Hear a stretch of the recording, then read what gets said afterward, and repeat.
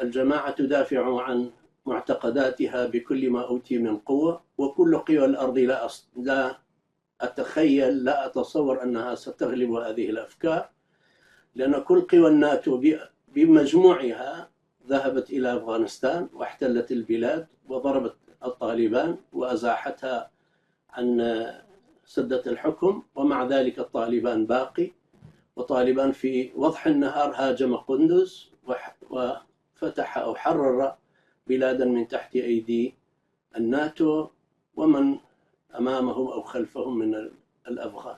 نعم، لا بأس، هذه مسائل عسكرية، يوم لك ويوم عليك، وهذه الأرض قطعة من الأرض، مكان استراتيجي يأخذها طرف ثم يتخلى عنها بسبب الضغط الذي عليه. هكذا جرى بالنسبة للمسلمين في فلبين في مندناو، وبالنسبة لأفغانستان معارك جلال آباد هي كلها كانت معارك كر وفر، وبالنتيجة سيطر طالبان على كابول. طالبان اجتاحت أفغانستان كلها إلى وادي بانشير خلال سنة أو سنتين.